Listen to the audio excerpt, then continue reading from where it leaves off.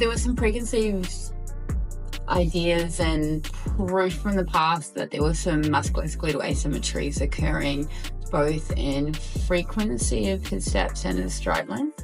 And there were some previous old injuries that I believe were still showing up within his running biomechanics. So using the VueMotion technology, we were able to really hone and identify what those were.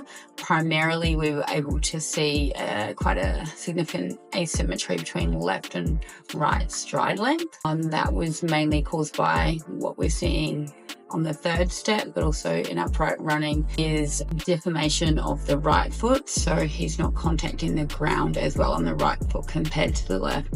And then that shows up in his mechanics. When we look at it front on, there's a lurching of the trunk. So that's impacting him in terms of the force he's able to generate off that foot and how the other side's having to compensate. And then that's showing up in the stride length.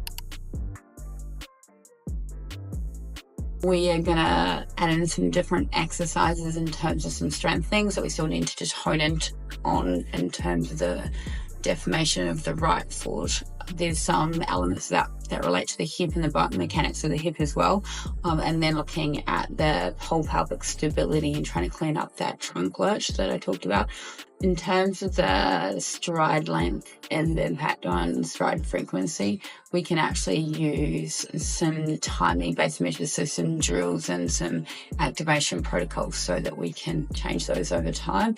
Most of these things we'll try and do simultaneously, so we're not going to do one then the other. So we're going to be impacting the nervous system and the musculoskeletal system at the same time for best results, and being able to measure this over time to be able to come back a week or 2 weeks or a month and be able to see whether those interventions are making a difference. And I think that is a really great asset to this product, is that it's so easy to remeasure these things and capture data again, rather than having to wait till someone comes along with a whole lot of, huge, big cumbersome equipment and be in a motion lab to be able to do these things. So we can really implement change, and if the intervention isn't working, then we can redirect.